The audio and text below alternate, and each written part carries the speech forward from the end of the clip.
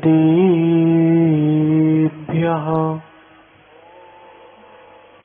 ॐ नमः सिद्धेभ्यः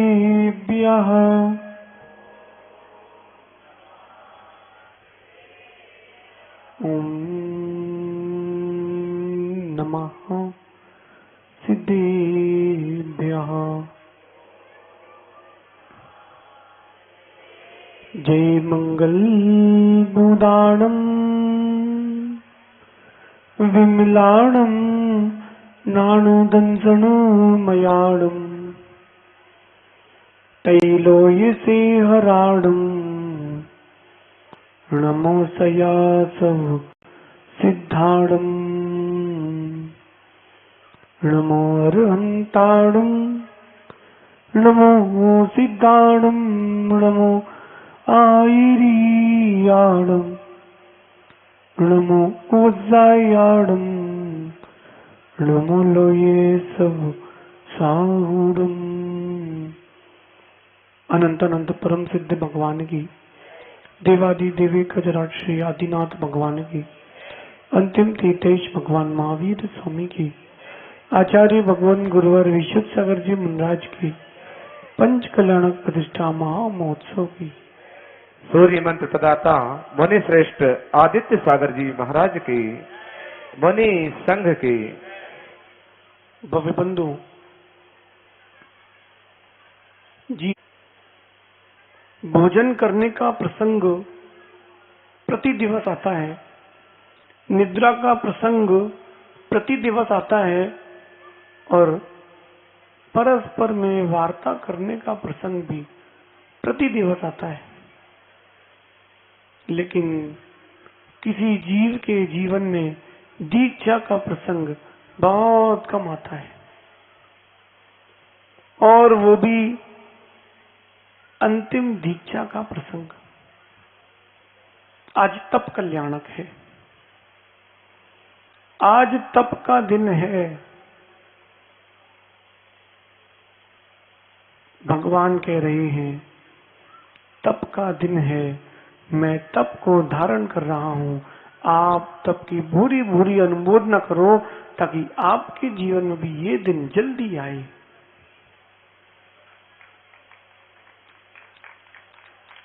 तप कहने के लिए तो दो छोटे से वर्ण हैं, लेकिन जीवन में तप बहुत बड़ा है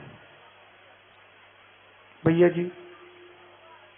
जीवन में कहने के लिए तो भैया ब्रह्मचारी बन चुके हो, ये कहना बहुत सरल है, जीना बहुत कठिन है। पग पग पर प्रत्येक समय अपने परिणामों को कैसे संभाल के रखा जाता है। तपस्या कुछ और नहीं है, अपनी अंतरंग की अपेक्षाओं की जो उपेक्षा है उसका नाम तप है। ये सूत्र अपने अंतरंग में उतार के रखना नीरज भाई, जो आपके अंतरंग में अपेक्षाएं उत्पन्न हो रही हैं, इंग्लिश में कहते हैं डिजायर्स, जो आपके अंदर में आशाएं इच्छाएं उत्पन्न हो रही हैं, उन इच्छाओं को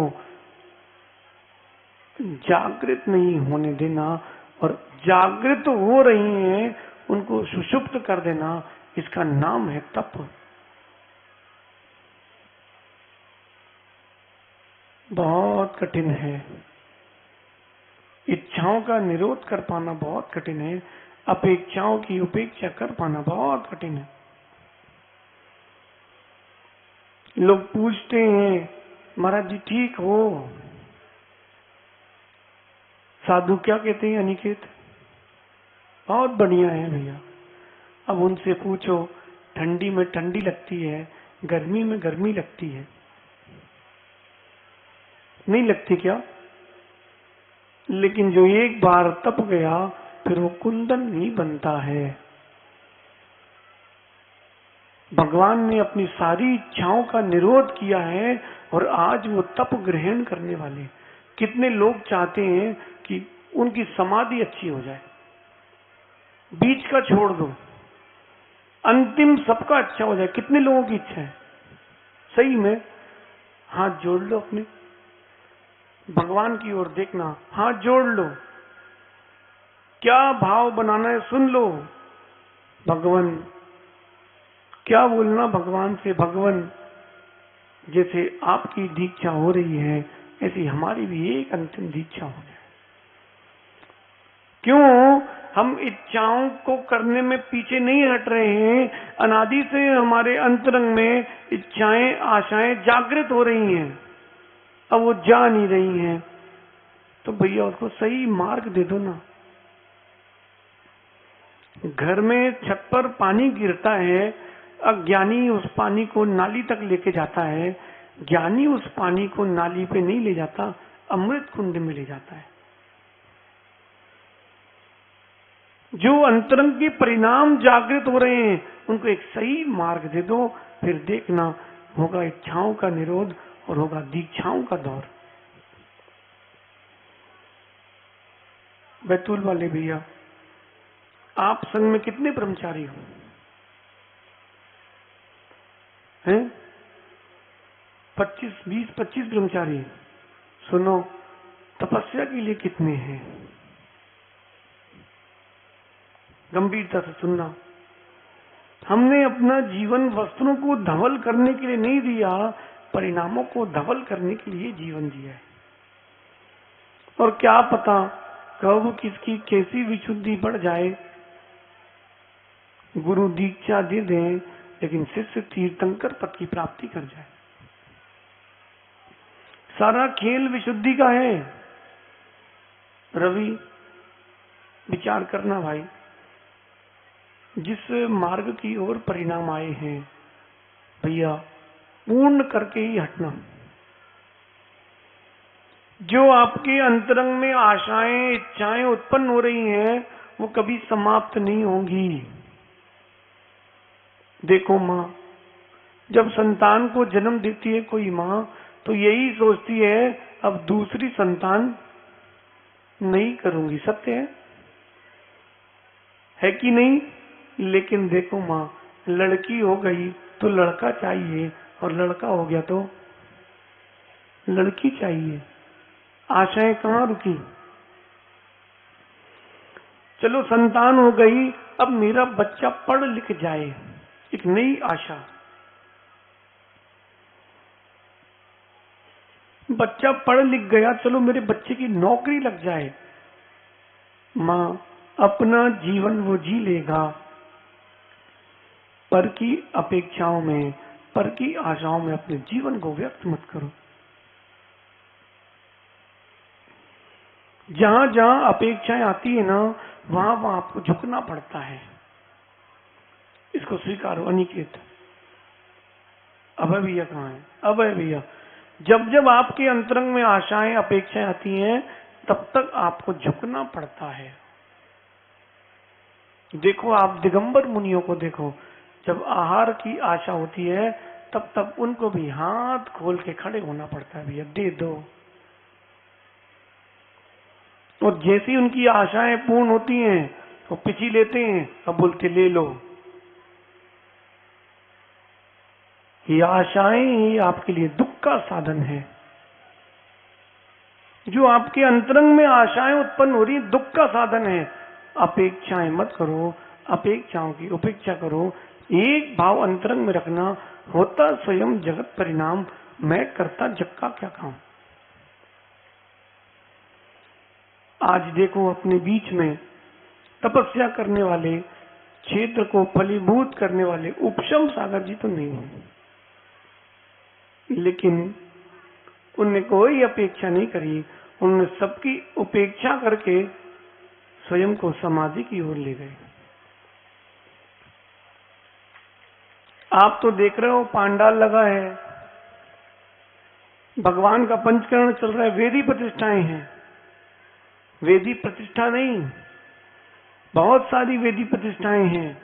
आप तो यही देख रहे हो, वो स्वर्ग में बैठे बैठे यही देख रहे हैं, मैंने अपने विकारी परिणामों की उपेक्षा की थी, आज संसार मेरी अपेक्षा कर रहा है। रवि बेटा, दीक्षा का दिवस है, जो विशुद्धि आज बनती है वो कभी नहीं बनती। आप कर्नाटक जाना, कर्नाटक जाओगे तो वहां पर पांडाल क्या पूरा गांव भरा रहता है भगवान के कौन से कल्याणक पे? राज्य अभिषेक पे। जब राज्य अभिषेक होता है ना, वहां कर्नाटक में उसकी बहुत महिमा है। यहाँ अपने बुंदेलखंड में, एमपी तरफ, उत्तर भारत में दीक्षा कल्याण की बहुत महिमा है। कितना ही जरूरी काम हो, कितना ही जरूरी काम हो, लेकिन किसी की दीक्षा हो रही हो और समाधि हो रही हो, सारे काम छोड़ देना, वो दीक्षा और समाधि के कार्यक्रम को देखने पहुंच जाना। क्या पता कैसे कब भाव बन जाए, कब क्या पता कैसे भाव बन जाए। अरविंद भैया 2004 में जबलपुर में दीक्षाएं हुई थी, तिलवारा घाट में। वो दृश्य हमें अच्छे से याद है। 2004 में तिलवारा में दीक्षा हुई थी और 25 घोड़ों पर बैठ करके बिनौली निकली थी लाटगंज मंदिर के सामने से कमानिया गेट में। जितने भैया जी थे सबकी गोद में हमने एक नोट और एक श्रीफल रखा था। किस भाव से? भगवान मेरे तो भाव ऐसे हो ही नहीं रहे, चलो इनके हो रहे हैं, इनके भावों की मैं अनुमोदना करता हूं, कभी मेरे भी भाव ऐसे हो जाए। वो श्रीफल रखा और अपन वापस अपने कहा, वहां नहीं गए जहां आप सोच रहे हो, वहां गए थे जहां आप सोच नहीं रहे हो। ठेले चले गए थे खाने के लिए। फिर एक शुल्लक दीक्षा, एलक दीक्षा और हुई थी, उनकी भी हमने गोद भराई की। बस मन में उस समय यही भाव आया था, हम तो पापी हैं, आपके जैसे भाव हमारे हुए नहीं, चलो कम से कम भगवान इस पर्याय में ना सही कभी हो ऐसे भाव जरूर आ जाए।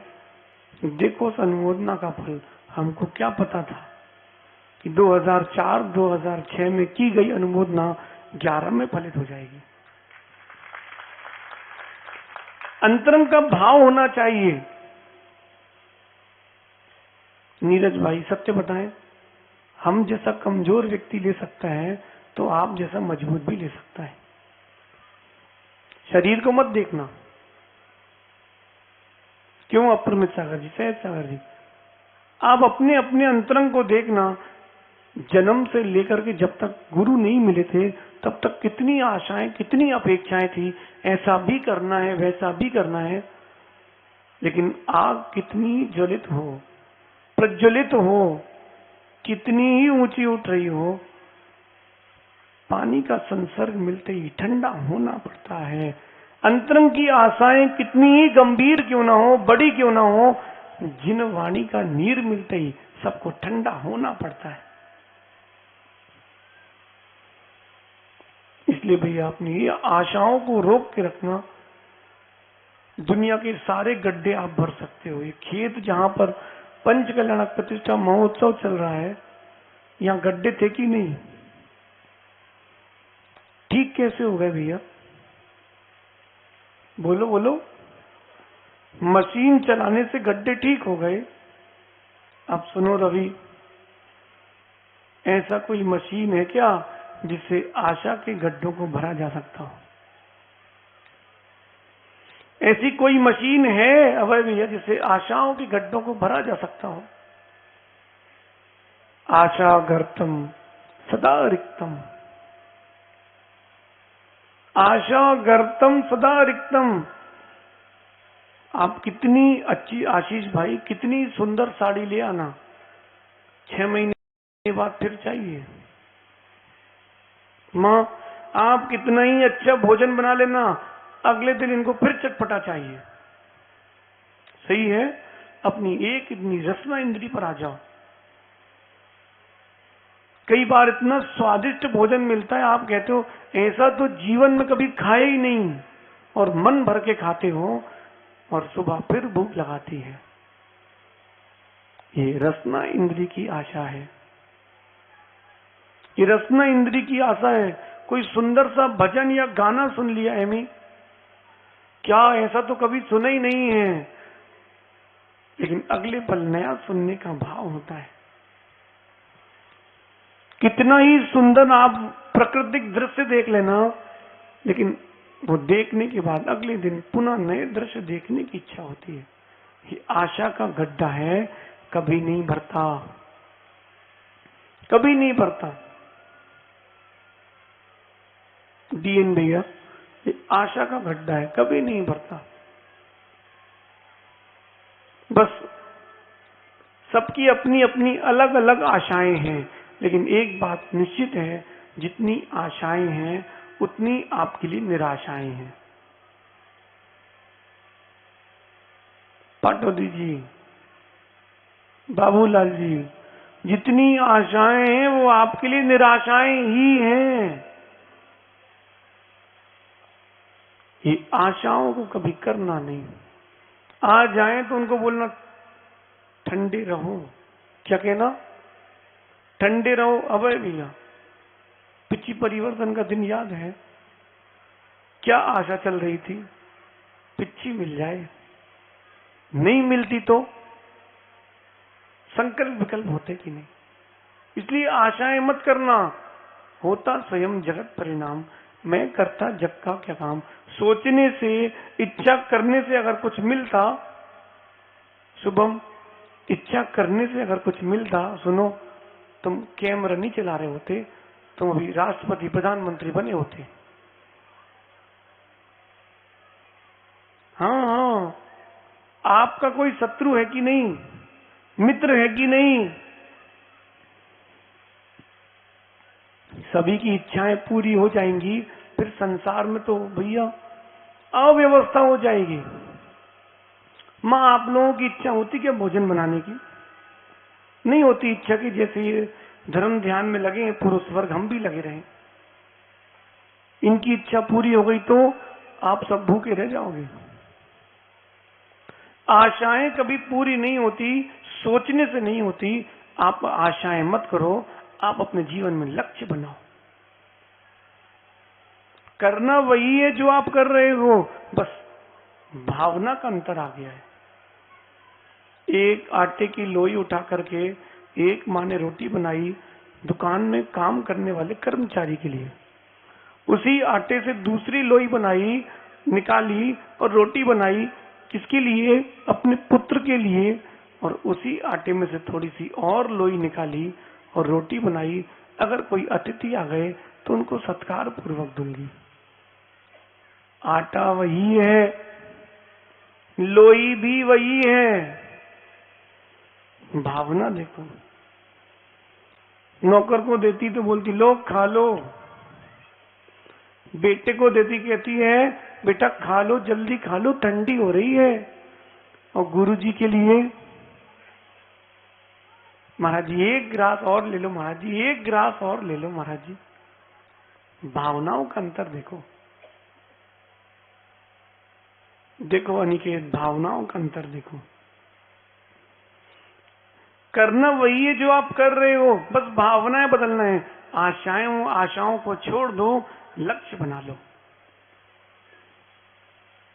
नीरज भाई, आशाओं को छोड़ दो, लक्ष्य बना लो। ये मत सोचो कि धन इकट्ठा होगा तो मैं मंदिर के लिए जमीन लूंगा। ये लक्ष्य बना लो, मुझे जिनालय का निर्माण करना है, सारा काम होगा, सारा काम होगा। बस समय की बलिहारी है, सारा काम होगा, समय की बलिहारी है। आशाएं मत करना, लक्ष्य बना के रखना। अब भी आशाएं करोगे दुख मिलेगा। डीएन भैया, आशाएं करोगे दुख मिलेगा, लक्ष्य बना के जीवन जियोगे दुख नहीं मिलेगा। हम जहां भी जाते हैं ना, ये आशाएं लेकर के नहीं जाते ना, वहां से कोई आशा लेकर के आते हैं। अप्रमित सागर जी, अभी अपन छिंदवाड़ा में थे, अभी झिलमली में है, कल सिवनी में होंगे। भैया, ये अपने गमनागमन का लक्ष्य क्या है? अगर एक आशा लेके हम आते हैं इस पंडाल में इतनी भीड़ हो कि बाहर तक लोग बैठे हो तो दुख होगा। पब्लिक बुलाओ भैया, अबे भैया बस लगाओ बस। नहीं, हमको कोई आशा नहीं है। भगवान के पंचकरणक भीड़ से नहीं होते, भगवान के पंचकरणक विशुद्धि से होते। जिनकी भवितव्यता होगी वो भाग लेंगे, और जिनकी नहीं होगी वो भाग लेंगे। भैया अभी सिवनी की बारी है,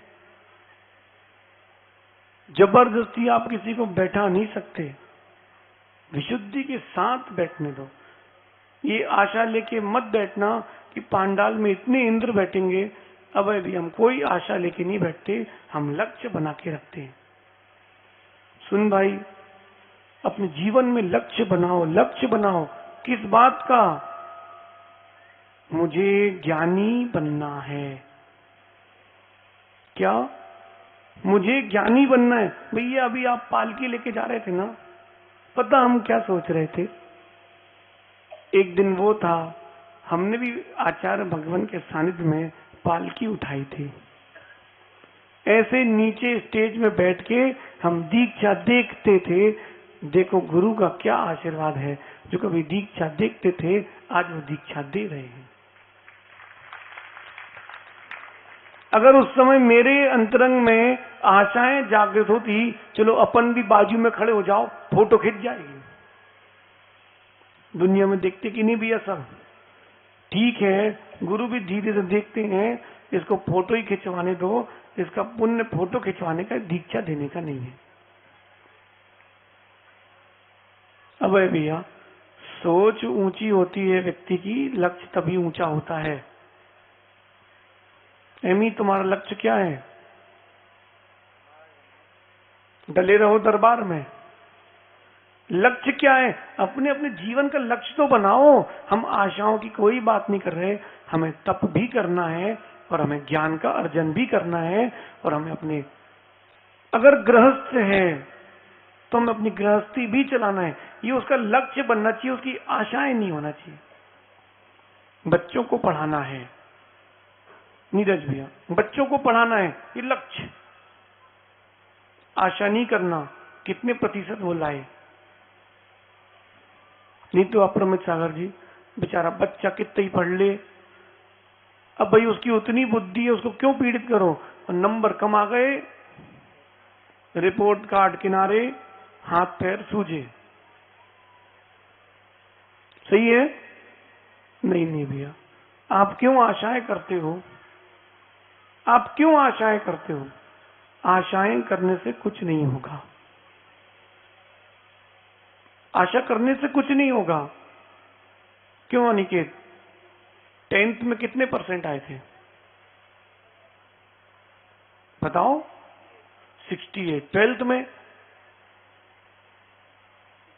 किसी के हैं जिसके 90 आए हो 10th या 12th में? कोई एकाध है कोई एकाध? भैया जिनके आए थे हमारे तो 10th 12th दोनों मिला के उतने हुए थे जितने इनकी एक में हुए हैं भैया। लेकिन बताओ तो, पढ़ लिख के तुमने कर क्या लिया? एमी तुम्हारे कितने आए थे? 98, 100 इतने भैया हमारे 10th 12th मिला के आए थे। लेकिन तुमने नंबर लाके भी क्या कर लिया? नंबर लाके भी तुम नीचे हो, हमारे नंबर नहीं थे फिर भी नंबर 1 है। नंबरों से कुछ नहीं होता। नमो लोए सब साउड़म में नंबर आता है कि नहीं? उससे सब कुछ होता है। सहज सागर जी, व्याकरण कन्नड़ के ज्ञान से भी कुछ नहीं होता। कोई और कहेगा तो अपन को बुरा लगेगा, हम ही कहते हैं वो खंड विद्या है, उससे भी कुछ नहीं होता। नमो लोए सब साउड़म में नंबर बना है कि नहीं, इससे सब कुछ होगा। लक्ष्य बनाओ, छोटा नहीं बड़ा। भैया जितनी मेहनत गुरु जी कर रहे हैं आपके लिए, उतनी आप कर रहे हो कि नहीं खुद के लिए? अगर आप खुद के लिए उतनी मेहनत नहीं कर रहे हो, आपका उनसे मेहनत करवाना व्यर्थ है, पाप का आसरा होगा, निश्चित मानना। नीरज भैया ऐसा बोलते ना, गन्ने को निचोड़ना पड़ता है। कितनी बार अरविंद भैया आज गन्ने का रस चला रहे थे, निकलते देखा कि नहीं? वो गन्ने को पहले 2 भाग करता है, फिर वो मशीन में डालता है, उसके बाद पहले तो छीलता है, उसके बाद सहज सागर जी फिर 2 भाग करके फिर गन्ने को उसके अंदर डालता है, फिर और 4 भाग करके फिर डालता है, फिर उसको लगता है कुछ और मिलेगा, 1 नींबू फटा के फिर डालता है, फिर वो अच्छी और टाइट करके घुमाता है। क्यों? जितना है सब निकाल लो। भैया गन्ने के रस में भी 2-4 बार गन्ना डाला जाता है मशीन में। तुम लोग तो भैया भी भोग भूमि में हो, हम लोग कर्म भूमि से निकले। ठंडी हो चाहे गर्मी हो या बरसात हो, चलो पैदल। पानी भी तब मिलेगा जब आहार हो जाएंगे। सुनो भाई मेरे, वो जो तप था, वो जो गुरु का हम लोगों के प्रति अनुदान था, उस समय लगता था इतनी गर्मी में क्यों चलवा रहे हैं। आज समझ में आ रहा है, उस गर्मी में नहीं चलवाते तो आज यहाँ कैसे बैठे पाए जाते। क्यों अप्रमित सागर जी? बोले चलो। अब हम कह रहे हैं आचार्य जी सामायिक जल्दी, बोले हाँ फिर से चलो। बोले चलते चलते करना। हमने कहा आचार्य जी यहीं लौट के भोजन करने आना है। बोले फिर भी चलो। 10 किलोमीटर लेके गए, फिर वापस गाड़ी से 10 किलोमीटर वहीं आए भोजन करने। उस समय लगता था क्या पता क्या हो गया है गुरु जी को, लेकिन अब भैया आज समझ में आता है उनकी एक ही इच्छा थी। बताएं क्या? बेटा अभी तप लो, अभी कुंदन बन लो, तुम विशुद्ध सागर के शेर हो, कभी ढेर नहीं होना। क्या राजेंद्र भैया आप कह रहे गर्मी है गर्मी है, वो तो हर साल आती है गर्मी है गर्मी है। लोग कह रहे महाराज जी पसीना निकल रहा है। भैया गर्मी है, अभी तो चालू हुआ है, कहानी तो अभी बाकी है। ठंडी गर्मी बरसात देखेंगे तो तपस्या नहीं होती। तीर्थंकर कभी ठंड गर्मी बरसात नहीं देखते। देखो अभी आप कितने बढ़िया राग रंग में रजे हुए हैं। 2.5 दिन आपके, पंच के लड़के 2.5 दिन हमारे। देख लो भगवान को अच्छे से गौर से टकटकी लगा के देख लो। जैसे आज हो आप, ऐसे ही कभी भगवान ऋषभ देव भी थे। भगवान महावीर स्वामी की प्रतिमा को देखा ना, अच्छे से देखा ना। आप भगवान महावीर स्वामी देख रहे हो, थोड़ा पीछे पहुंचो, वो वैश्या भी थे। अनिकेत क्या कह रहे हैं हम? क्या थे? गधा भी थे, देव भी थे। देखो इधर देखो सब लोग, वही भगवान महावीर हैं। जो वो आज, जो हम आज हैं वो कल थे, और वो जो आज हैं वो कल हम होंगे। ऐसा आत्मविश्वास नहीं है आपके अंदर? एमी ऐसा आत्मविश्वास नहीं तुम्हारे अंदर? हमारे अंदर तो निश्चित है। बोलो हे भगवान। अरविंद भैया देख लो, भगवान को देख के बोलो हे भगवान, जो हम आज हैं वो आप कल थे, जो आप आज हो वो हम कल होंगे। भगवान की दीक्षा होगी, बस इतने ही भाव बाना और कुछ नहीं। उस समय किसी को याद मत करना, कौन खड़ा है कौन बैठा है, कुछ मत देखना। यही देखना भगवान आपके ज्ञान में मेरी ये पर्याय निश्चित झलकेगी, क्योंकि पंच कल्याणक प्रतिष्ठा महा महोत्सव अभव्य को देखने नहीं मिलते, भव्यों को ही देखने मिलते। उपशम सागर महाराज को यहीं से नमोस्तु कर लेना, बोलना भगवान आप क्षेत्र बना के नहीं जाते, आपकी प्रेरणा से क्षेत्र का निर्माण नहीं होता, तो आज हमको यहाँ दीक्षा देखने कहाँ मिल रही थी। सब बनी हुई इमारत को देखते हैं, नींव हर कोई भूल जाता है। नींव हर कोई भूल जाता है। आखिरी बार हम लोग मिले थे लखनादौन में, महाराज से आखिरी बार लखनादौन में मिले थे। 2 छुल्लक जी साथ में थे। बहुत दूर तक महाराज जी लेने भी आए थे, हमने कहा था महाराज जी आप लेने क्यों आ गए इतना दूर?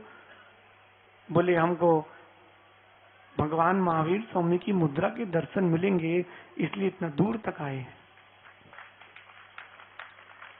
अब प्रमित सागर जी, बड़ा हो या छोटा उससे कुछ नहीं होता, तपस्या करने वाला वही बड़ा होता है जिसके अंतरंग में विनय का भाव होता है।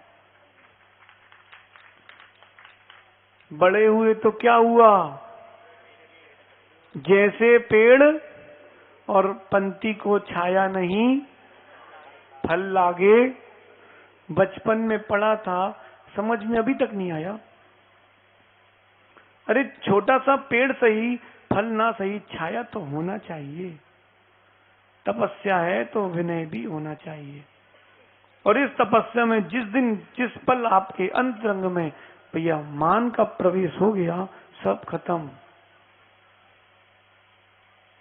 देखना संग में भैया जी, जब आचार्य जी प्रवचन करते हैं, धीरे से छोटे से ब्रह्मचारी का बहुमान रखते, उससे बोलते बेटा गाता सुनाओ। ये क्या है? भले ही वो स्वयं ज्ञानी है, लेकिन वो छोटा भी क्यों ना हो, उसके ज्ञान का बहुमान रखते हैं। क्यों? उनको पता है आज ये शिष्य है, भविष्य का ये गुरु है। कि जो बैठे ना आपके बाजू में, इनने भैया हमको ब्रह्मचारी अवस्था में भी देखा है। भैया जैसा आज स्वभाव है वैसे ही था ना उस समय, की बदल गया? बोलो। बाकी चीजों को अभी किनारे रख दो, जैसा गुरु के प्रति बहुमान उस समय था वैसा भी है कि नहीं? वो बहुमान बढ़ना चाहिए। ये मत सोचना अब मैं ज्ञानी हूं, ये सोचना उनके जिनके कारण ज्ञानी हूं वो श्रेष्ठ हैं। मद आता है सब चला जाता है। अच्छे अच्छे तपस्वी भी, शुभम बेटा, मासों मास के उपवास करने वाले भी पिच्ची छोड़ते देखे जाते हैं, केवल एक बात के लिए, उनको तप का मद आ गया। कोई मद नहीं, गुरु से बढ़ के क्या है? हाँ अबे भैया, गुरु से बढ़ के क्या है? सहज सागर जी, एक सामान्य पुरुष की तरह आप भी तो ऐसे ही पंडाल में बैठते थे अशोकनगर में, हाँ कि ना? लेकिन देखो गुरु की महिमा तो देखो, उन्होंने आपको सामान्य से विशेष कर दिया। बोलो, सामान्य एक सफेद कुर्ता पहन करके आप बैठते थे कि नहीं? देखो गुरु की महिमा देखो। पहले कोई पूछता नहीं था, अब दुनिया पूछती फिर रही है। ये गुरु की महिमा है, ये तप की महिमा है। अनिकेत, इस तप का बहुमान रखना। और भैया जितने भी जहां के लोग बैठे, सिवनी, छिंदवाड़ा, सिंगोड़ी, अमरवाड़ा, चौरई, झिलमिली, चांद, चौरई, कुंडा, और जहां जहां के भी बैठे हों, भोपाल से, भैया एक बात ध्यान रखना, जीवन में कुछ भी हो जाए, तपस्या जो कर रहा है उसका सहयोग करना। जो तपस्वी है कभी उसकी निंदा मत करना। और निंदा हो रही हो तो वहां से उठ के चले जाना। कई बार होता है 4 ब्रह्मचारी बैठ जाएं, 4 श्रावक बैठ जाएं, वो मुनियों की निंदा प्रारंभ कर देते हैं। भैया स्थान छोड़ देना। क्यों? बोलना भैया तेरे साथ बैठूंगा तो पाप का ही आश्रय होगा, मैं उनके पास जाता हूं जहां पुण्य का आश्रय हो। जो मुनियों की तपस्वियों की सेवा के भाव रखते हैं अंशुल, उनके पास रहना। जहां मुनियों की निंदा हो भैया वो स्थान ही छोड़ देना।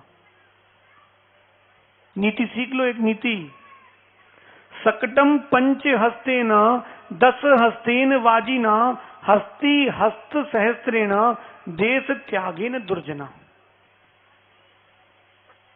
कोई पूछे महाराज जी ऐसा क्यों वैसा क्यों, सहसा जी कह देना, सकटम पंच हस्तेना, अपनी अपनी जिसको रक्षा करना हो भैया। सकट यानी होता है बैलगाड़ी, बैलगाड़ी से 5 हाथ दूर चलना। कितने हाथ दूर? क्यों? अगर बैलगाड़ी बिचकी तुम चिपटोगे नहीं, बचने का टाइम मिलेगा। 10 हस्तेन वाजिन, वाजिन यानी होता है घोड़ा। घोड़ा जब भी चल रहा हो भैया उसे 10 हाथ दूर चलना। अब्दुल्लागंज में हम लोग थे, एक माँ बाजू बाजू में लिवर कर रही थी। क्यों अपर सागर जी? इन्हीं के बाजू में थी, इन्हीं की रिश्तेदार थी, याद है? बिल्कुल बाजू बाजू में घोड़े की हमने 2 बार का खिसकवा दो। अब वो खिसकी थी तो अब भैया भोपाल की घटना है, अब्दुल्लागंज की। वो माँ भोपाल की थी और घोड़े ने उठाई टांग, उल्टी करके दी एक छाती पे, वो 3 फीट ऊपर फिर 3 फीट नीचे। उसके बाद 2 घंटे तक बेहोश। हमने कहा और कर लो लिवर। भैया घोड़ा हो उससे 10 हाथ दूर चलना, अपनी रक्षा चाहते हो तो। हस्ती हस्त सहस्त्रेण, और हाथी हो तो उससे 1000 हाथ दूर चलना, अपनी रक्षा चाहते हो तो। और देश त्यागे ने दुर्जना, जहां दुर्जन हो अपनी रक्षा चाहते हो भैया उस देश का त्याग कर देना, सुखी रहोगे, शांति में रहोगे। स्थान दे देना, छोड़ देना, किसके लिए? उन दुर्जन लोगों के लिए। भैया आप रहो। क्यों? बोला आपका सौभाग्य, आपकी गोष्ठी में बैठ के कहां हम नरक जा पाएंगे, हम लोग का इतना सौभाग्य नहीं है। भैया आप लोग बैठो। हम तपस्वियों की अनुमोदना करते हैं।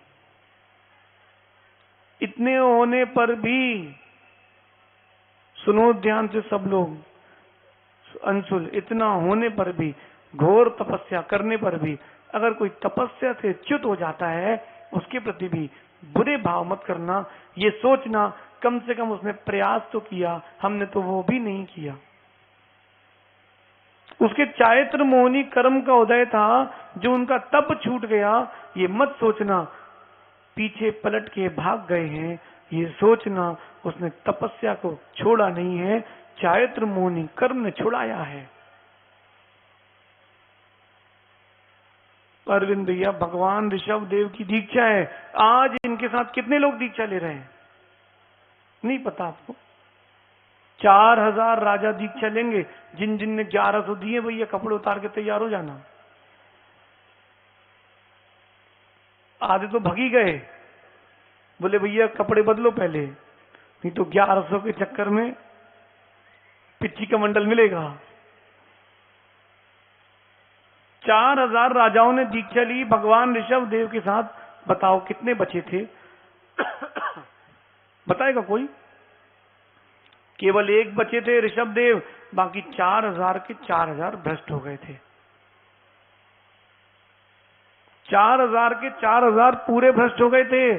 फिर पुनः उनके चेतना और विज्ञान का जागरण हुआ, उनने पुनः दीक्षा ली। भैया 4000 में से 4000 पूरे चले गए, तब तो कोई हल्ला नहीं हुआ व्हाट्सएप पे, लोग वो घर चले गए। उनने ऐसा कर लिया। भैया किसी ने कैसे ही कर लिया हो, तुम तो सोचो तुमने क्या क्या कर लिया। 4 लाइन लिख करके तुमने गुरु की निंदा कर ली। सत्य मानना शुभम, भगवान उस जीव को जरूर बुद्धि दे जो ये काम करते हैं।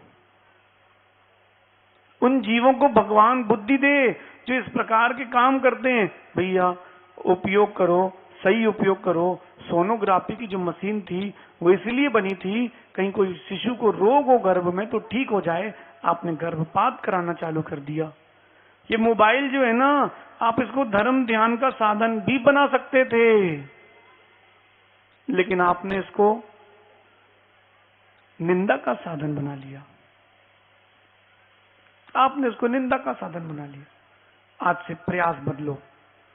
कितने लोग नियम ले रहे हैं कि इस प्रकार की कभी मुनियों के संबंधी, देव सास गुरु संबंधी कोई भी निंदा आएगी हम आगे बढ़ाएंगे नहीं, डिलीट कर देंगे। कितने लोग नियम ले रहे हैं अच्छे अंतरंग से। पक्का माँ आप लोग सोच लो एक बार, पचेगी नहीं आप लोगों को कि जितने भी लोग नियम ले रहे हैं भाई 9 बार नमोकार पढ़ लो। हम इस प्रकार की किसी भी प्रकार की देव सास गुरु संबंधी और किसी व्यक्ति विशेष संबंधी निंदा भी होगी तो नहीं करेंगे, क्योंकि चेतन हो या अचेतन किसी की भी निंदा करो आश्रव कर्म का होता ही है, नीच गोत्र का आश्रव होता ही है। तपस्या करो, तपस्या करो, तपस्वियों की निंदा मत करो। समय हो गया है, आगे चर्चा करेंगे। हाँ भैया समय का ध्यान रखना पड़ेगा। हम लेट छोड़ेंगे तो आप भी रात्रि भोजन करोगे, फिर बाद में बोलोगे महाराज ने लेट छोड़ा है। आज तब कल्याणक का दिन है चिंटू, आज तब कल्याणक का दिन है। एक भावना अंतरंग में बसा लेना, भगवान जैसे आपकी दीक्षा हो रही है ऐसी हमारी भी दीक्षा हो जाए। सब लोग हाथ जोड़ो, देखो भगवान की ओर, बिट्टू देखो भगवान की ओर। भगवान जैसे आपकी दीक्षा हो रही है ऐसी हमारी भी दीक्षा हो जाए, इसके अलावा हमारी कोई इच्छा नहीं है। यहां अपने अंतरंग में देखना, अभी तक हम संसार की इच्छाओं के इच्छार्थी थे, आज हम रत्नत्रय के इच्छार्थी हैं, हम भी दीक्षार्थी हैं। आपकी दीक्षा नहीं हो रही, घबराओ नहीं अभी, नहीं तो जित्तू भैया घबरा जाए, कल आहारचर्या कहां कराएंगे। अरे भैया सब हो जाएगी, तुम टेंशन नहीं लेना। यहां हाथ जोड़ करके अपनी अंतरंग में तपस्या की इच्छा जागरण कर लेना, भगवान से क्या बोलना, भगवान जैसे आपकी दीक्षा हो रही हो ऐसी एक दिन हमारी भी दीक्षा हो। भगवान महावीर स्वामी की